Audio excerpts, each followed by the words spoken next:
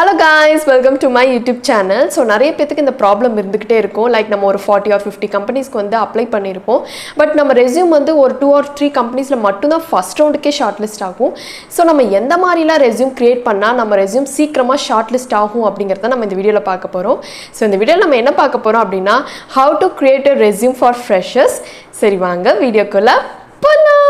நம்ம 5 tips use பண்ணி we can make our resume stand out. First one பார்த்தீங்க அப்படின்னா இன்க்ளூட் ரைட் கீவேர்ட்ஸ். ரெஸ்யூம் வந்து மோஸ்ட்லி ஒன் பேஜில் இருக்கிற மாதிரி பார்த்துக்கோங்க. ரெக்யூட்டர்ஸுக்கு பொதுவாக அவ்வளோ டைம் இருக்காது உங்களோட ரெஸ்யூம் ஃபுல்லாக ரீட் பண்ணி இவங்க கரெக்டான பர்சன் தானா இந்த ரோலுக்கு அப்படின்னு செக் பண்ணுறதுக்கு. So most of the resume வந்து நீங்கள் ஒரே பேஜில் இருக்கிற மாதிரி பார்த்துக்கோங்க. ஒரே பேஜில் ரெஸ்யூம் கிரியேட் பண்ணணும்னு சொல்லிட்டு எல்லா இன்ஃபர்மேஷனையும் ஒரே பேஜில் வந்து இன்க்ளூட் பண்ணாதீங்க. அந்த ஜாப் ரோலுக்கு தேவையான இன்ஃபர்மேஷன் மட்டும் அந்த ரெஸ்யூமில் இருந்தால் போதும். சம் ஆஃப் த கம்பெனிஸில் பார்த்தீங்கன்னா ரெக்யூட்டர்ஸ் வந்து உங்கள் ரெஸ்யூமை பார்ப்பாங்க. And most of the companies பார்த்தீங்கன்னா உங்கள் ரெஸ்யூம் வந்து ஹியூமன்ஸ் கிட்டே போகாது.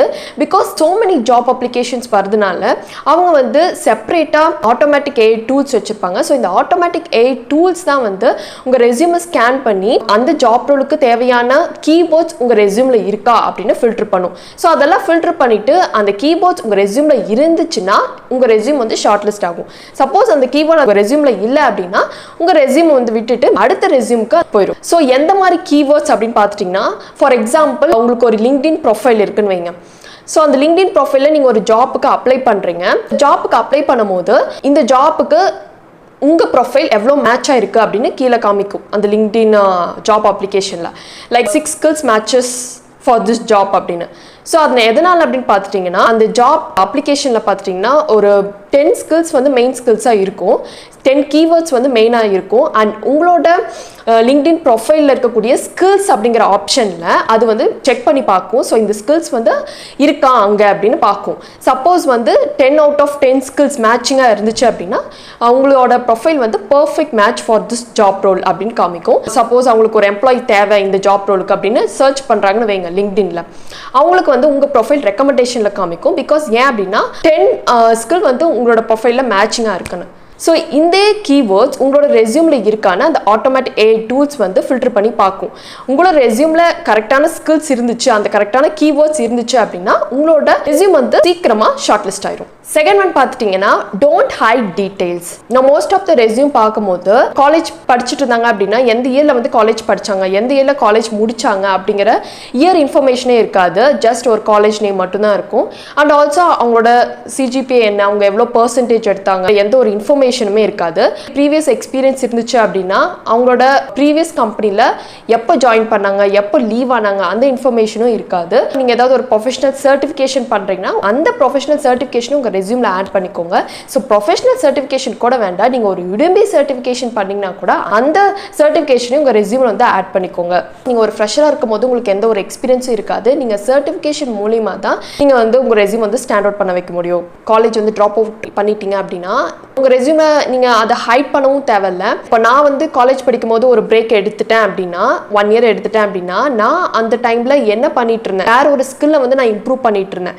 ஸோ இந்த மாதிரி பாசிட்டிவ் நோட்டாக எடுத்து வைங்க உங்கள் ரெஸ்யூமில். தேர்ட் ஒன் பார்த்துட்டிங்கன்னா formatted tech resume.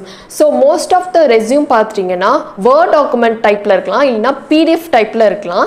Most of the companies வந்து PDF டைப்பில் தான் வந்து சென்ட் பண்ண சொல்லுவாங்க. ஸோ நீங்கள் ஒரு டெக் ரெஸ்யூம் கிரியேட் பண்ணுறீங்க அப்படின்னா உங்களோட ரெஸ்யூமை முடிஞ்ச அளவுக்கு சிம்பிள் அண்ட் கிளியராக கிரியேட் பண்ணுங்கள். நீங்கள் மோஸ்ட்டாக ஒரு 3 கலர்ஸ் நீங்கள் யூஸ் பண்ணிக்கலாம், like grey, black, blue. So இந்த மாதிரி ஒரு மைல்டான கலர்ஸே வந்து நீங்கள் யூஸ் பண்ணிக்கோங்க. ரொம்ப கான்ட்ராஸ்டெல்லாம் வந்து யூஸ் பண்ணாதீங்க. ஸோ உங்களோட கிரியேட்டிவிட்டி, ஸ்டோரி டெல்லிங்களோட டிசைன் ஸ்கில்ஸ் எல்லாம் நீங்கள் எங்கே காமிக்கலாம் அப்படின்னா உங்களோட போர்ட்ஃபோலியோலையும் உங்களோட கவர் லெட்டர்லையும் நீங்கள் உங்களோட கிரியேட்டிவ் ஸ்கில்ஸ் ஃபுல்லாமே நீங்கள் காமிக்கலாம். மோஸ்ட் ஆஃப் த கம்பெனிஸ் பார்த்தீங்கன்னா கவர் லெட்டர் வந்து கேட்க மாட்டாங்க. சில கம்பெனிஸ் கவர் லெட்டர் ஆப்ஷனல் ஃபீல்டாக கொடுத்துருப்பாங்க. பட் உங்களுக்கு கேட்குறாங்களோ கேட்கலையோ நீங்கள் வந்து கவர் லெட்டரை ஆல்ரெடி கிரியேட் பண்ணி வச்சுக்கோங்க. ஸோ ஆப்ஷனலாக கேட்டாங்க அப்படின்னா நீங்கள் உங்களோட கவர் லெட்டரை இன்க்ளூட் பண்ணிக்கோங்க. ஸோ கவர் லெட்டர் அப்படின்னா ஒரு லாங் ஃபார்ம் கண்டென்ட் பேராகிராஃப் சைஸில் இருந்தால் போதும், லைக் ஒரு 5 or 6 லைன்ஸ் இருந்தால் போதும். ஸோ அந்த கவர் லெட்டரில் நீங்கள் என்னென்னலாம் மென்ஷன் பண்ணும் அப்படின்னா, ஃபஸ்ட்டு நீங்கள் யார், உங்களோட எக்ஸ்பீரியன்ஸ் என்ன, நீங்கள் ஏன் அந்த ஜாப்புக்கு பர்ஃபெக்ட் அப்படிங்கிற எல்லா ரீசன்ஸையும் நீங்கள் அந்த கவர் லெட்டரில் மென்ஷன் பண்ணலாம். ஸோ போர்ட்ஃபோலியோ அப்படின்னு பார்த்துட்டிங்கன்னா இமேஜஸ், வீடியோஸ், இல்லை ஏதாவது ஒரு ஃபைல் ஃபார்மேட்ஸில் இருக்கலாம். நீங்கள் ஒரு வெப் டெவலப்பராக இருக்கீங்க அப்படின்னா ஆல்ரெடி ஒரு வெப்சைட் வந்து பில்ட் பண்ணியிருக்கீங்க அப்படின்னா அந்த வெப்சைட்டோட லிங்க்கை நீங்கள் போர்ட்ஃபோலியோ லிங்காக உங்கள் ரெஸ்யூமில் ஆட் பண்ணிக்கலாம். சப்போஸ் நீங்கள் UI UX டிசைனராக இருந்தீங்க அப்படின்னா என்னோட ப்ரீவியஸ் வீடியோஸில் best portfolio websites, free websites அப்படிங்கிற வீடியோ நான் வந்து கிரியேட் பண்ணியிருப்பேன். ஸோ அந்த வீடியோவில் போர்ட்ஃபோலியோ வெப்சைட்ஸ் எல்லாத்தையும் நான் மென்ஷன் பண்ணியிருப்பேன். ஸோ அந்த வெப்சைட்டில் போய் உங்கள் போர்ட்ஃபோலியோ கிரியேட் பண்ணிவிட்டு அந்த போர்ட்ஃபோலியோ லிங்க்கை உங்கள் ரெஸ்யூமில் ஆட் பண்ணிக்கலாம். ஆன்லைன்லேயே பார்த்துட்டிங்கன்னா ரெஸ்யூம் டெம்ப்ளேட்ஸ்லாம் இருக்குது. ஸோ லைக் கேன்வா எடுத்துட்டிங்கன்னா ஜஸ்ட் நீங்கள் கேன்வா நீங்கள் டைப் பண்ணிங்கனாவே கேன்வாக்குள்ளே போய் நீங்கள் வந்து ரெஸ்யூம் அப்படின்னு டைப் பண்ணிங்கன்னா நிறையா ரெஸ்யூம் டெம்ப்ளேட்ஸ் வந்து உங்களுக்கு இருக்கும். ஸோ நீங்கள் வந்து ஈஸியாக எடிட் பண்ணிக்க முடியும். resume.io அப்படின்னா so many ப்ரொஃபஷனல் டெம்ப்ளேட்ஸ் இருக்கும், நீங்கள் ஈஸியாக எடிட் பண்ணிக்க முடியும். அண்ட் ஆல்சோ கேக் ரெஸ்யூம் வெப்சைட்லேயும் நிறையா ப்ரொஃபஷனல் ரெஸ்யூம் டெம்ப்ளேட்ஸ்லாம் இருக்கும். ஃபோர்த் ஒன் பார்த்துட்டிங்கன்னா highlight tech skills on your resumes. So tech skills அப்படின்னு பார்க்கும்போது 2 டைப்ஸ் இருக்குது. ஃபர்ஸ்ட் ஒன் பார்த்துட்டிங்கன்னா ஹார்ட் ஸ்கில்ஸ், செகண்ட் ஒன் வந்து சாஃப்ட் ஸ்கில்ஸ். ஹார்ட் ஸ்கில்ஸ்னா டெக்னாலஜி ஓரியன்டட் ஸ்கில்ஸ். ஸோ வந்து நீங்கள் ஒரு சப்போஸ் ஒரு UI UX டிசைனர் ஜாப்க்கு அப்ளை பண்ணுறீங்க அப்படின்னா ஒரு ஹார்ட் ஸ்கில்ஸாக நீங்கள் என்னென்னலாம் மென்ஷன் பண்ணலாம் அப்படின்னா wireframing, prototyping, user personas, then வந்து site maps, then user stories. So இதெல்லாம் வந்து ஒரு ஹார்ட் ஸ்கில்லாக நீங்கள் மென்ஷன் பண்ணலாம். சப்போஸ் நீங்கள் ஒரு வெப் டெவலப்பராக இருந்தீங்க அப்படின்னா உங்களோட ஹார்ட் ஸ்கில்ஸாக நீங்கள் HTML, CSS, JavaScript, அப்புறம் backend language Python or PHP or Java, so அதெல்லாம் நீங்கள் ஒரு ஹார்ட் ஸ்கில்ஸாக நீங்கள் மென்ஷன் பண்ணலாம்.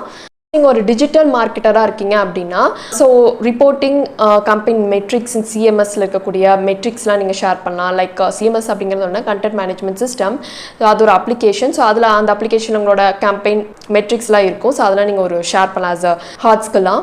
சாஃப்ட் ஸ்கில்ஸ் அப்படின்னு பார்த்தீங்கன்னா இன்டர்பர்சனல் ஸ்கில்ஸ் தான் வந்து சாஃப்ட் ஸ்கில்ஸ் அப்படின்னு சொல்லுவோம். என்ன மாதிரி சாஃப்ட் ஸ்கில்ஸ்லாம் இன்க்ளூட் பண்ணலாம் அப்படின்னா communication, project management, leadership, and also ரொம்ப ஹை டிமாண்ட் இருக்கக்கூடிய சாஃப்ட் ஸ்கில் பார்த்துட்டிங்க அப்படின்னா டீம் பிளேயர். ஸோ இதெல்லாம் நீங்கள் வந்து சாஃப்ட் ஸ்கில்லாக உங்கள் ரெஸ்யூமில் ஆட் பண்ணிக்கலாம். Quality over quantity. ஸோ உங்கள் ரெஸ்யூமில் அந்த ஜாப் ரோலுக்கு தேவையான ஸ்கில்ஸ் ரிலேட்டட் கீவேர்ட்ஸ் அது மட்டும் இருக்கிற மாதிரி பார்த்துக்கோங்க. எஃபெக்டிவ் கம்யூனிகேஷன் இன் ஜாப் இன்டர்வியூ ரொம்ப முக்கியம். உங்களோட ஸ்கில்ஸ் அண்ட் எக்ஸ்பீரியன்ஸ் வந்து மித்த பர்சனுக்கு கன்வே பண்ண தெரிஞ்சால் மட்டும்தான் அவங்களால அண்டர்ஸ்டாண்ட் பண்ணிக்க முடியும். என்னோட ப்ரீவியஸ் வீடியோவில் how to improve communication skills அப்படின்னு ஒரு வீடியோ போட்டிருப்பேன். பார்க்கல அப்படின்னா போய் பார்த்துக்கோங்க. Use the right language. ஒரே வேர்டை திரும்ப திரும்ப ரிப்பீட் பண்ணாதீங்க. So I have experience in Java அப்படின்னா மறுபடியும் I have experience in C++, அந்த மாதிரி ரிப்பீட் பண்ணாதீங்க. One time I have experience in Java, next time வந்து I am proficient in C++, இந்த மாதிரி நீங்கள் வந்து இன்க்ளூட் பண்ணிக்கலாம். ஃபிஃப்த் ஒன் பார்த்துட்டிங்கன்னா don't make these mistakes. Big blocks of text. ரொம்ப உங்களோட ரெஸ்யூமில் ஃபாண்ட் சைஸை வந்து இன்க்ரீஸ் பண்ணாதீங்க. நீங்கள் வந்து உங்கள் ரெஸ்யூம் வந்து ஸ்கேனபிளாக இருக்கணும். உங்கள் ரெஸ்யூமில் வந்து நீங்கள் உங்களோட ஸ்கில்ஸை வந்து ஹைலைட் பண்ணலாம், உங்களோட எக்ஸ்பீரியன்ஸை வந்து ஹைலைட் பண்ணலாம், நீங்கள் யூஸ் பண்ணிக்கக்கூடிய டூல்ஸ் எல்லாம் வந்து ஹைலைட் பண்ணலாம். Make it longer then 1 page. So நான் ஆல்ரெடி சொன்ன மாதிரி உங்கள் ரெஸ்யூம் 1 பேஜில் இருக்கிற மாதிரி க்ரியேட் பண்ணிக்கோங்க. 1 பேஜுக்கு மேலே இருக்கக்கூடாது. Make it too design heavy. So எனக்கு மித்தவங்களை விட நல்ல டிசைன் ஸ்கில்ஸ் இருக்குது அப்படின்னு சொல்லிட்டு என்னோட ஃபுல் டிசைனிங் ஸ்கில்ஸையும் இந்த ரெஸ்யூமில் நான் வந்து ஷோ பண்ண போகிறேன் அப்படின்னு நீங்கள் இன்க்ளூட் பண்ணாதீங்க. ஒரு ரெஸ்யூம் ப்ரொஃபஷ்னல், சிம்பிள் அண்ட் கிளியராக இருக்கணும். ஸோ இந்த மாதிரி சிம்பிள் அண்ட் கிளியராக நீங்கள் ரெஸ்யூமை வந்து க்ரியேட் பண்ணும்போது எந்த ஒரு டிசைனிங்ஸ் அவ்வளோவா இல்லாமல் நீங்கள் க்ரியேட் பண்ணும்போது அந்த ஆட்டோமேட்டிக் AI சாஃப்ட்வேரும் ஈஸியாக ஸ்கேன் பண்ணும் அண்ட் ரெக்யூட்டர்ஸ்க்குமே ரீட் பண்ணுறதுக்கு ரொம்ப ஈஸியாக இருக்கும். இந்த 5 டிப்ஸ் பார்த்தோம் எப்படியெல்லாம் வந்து ரெஸ்யூமை க்ரியேட் பண்ணலாம் அப்படின்ட்டு. ஸோ இது வந்து ஒரு போனஸ் ஸ்டெப்பு. நீங்கள் உங்கள் ரெஸ்யூமை AI சாஃப்ட்வேர் மூலிமாவும் க்ரியேட் பண்ண முடியும். AI சாஃப்ட்வேர்னா ChatGPT மூலிமா உங்கள் ரெஸ்யூமை நீங்கள் க்ரியேட் பண்ணிக்க முடியும். நீங்கள் ChatGPT வெப்சைட்குள்ளே போயிட்டு for example UI UX designer resume with 2 or 3 years experience அப்படின்னு நீங்கள் கொடுத்தீங்க அப்படின்னா ChatGPT வந்து ஒரு ரெஸ்யூம் ஃபார்மேட்டே உங்களுக்கு வந்து சென்ட் பண்ணிடும். So UI UX UX designer resume format. அது ஒரு ப்ரொஃபஷனல் ரெஸ்யூம் ஃபார்மேட்டை உங்களுக்கு சென்ட் பண்ணும். உங்களுக்கு வேணும்னா நீங்கள் அந்த ரெஸ்யூமில் ஏதாவது மாடுலேஷன்லாம் பண்ணிக்கலாம். உங்கள் எஜுகேஷன், நீங்கள் எந்த காலேஜில் படிச்சிங்க, ஸோ அதெல்லாம் நீங்கள் சேஞ்ச் பண்ணிக்கலாம். ரெஸ்யூமில் வந்து எப்படி டிஸ்கிரிப்ஷன் வந்து எழுத தெரியல, இல்லை வந்து கீவேர்ட்ஸ் என்ன நான் ஆட் பண்ணுறதுன்னு தெரியல உங்கள் ஜாப் ரோலுக்கு அப்படின்னா நீங்கள் ChatGPTலேயே நீங்கள் போயிட்டு உங்கள் ரெஸ்யூமை வந்து கிரியேட் பண்ணிக்க முடியும். இந்த வீடியோவில் 5 டிப்ஸ் யூஸ் பண்ணி how to create your resume for freshers பார்த்தோம். ஸோ இந்த வீடியோ உங்களுக்கு யூஸ்ஃபுல்லாக இருந்துச்சா இல்லையான்னு ப்ளீஸ் கமெண்ட் செக்ஷனில் கமெண்ட் பண்ணுங்கள். ஸோ இந்த வீடியோ உங்களுக்கு பிடிச்சிருந்தது அப்படின்னா லைக், ஷேர் அண்ட் சப்ஸ்கிரைப் பண்ணுங்கள். ஸோ இந்த மாதிரி யூஸ்ஃபுல்லான வீடியோஸ் பார்க்கணும்னு நினச்சிங்கன்னா கண்டிப்பாக சப்ஸ்கிரைப் பண்ணிடுங்க. பாய்.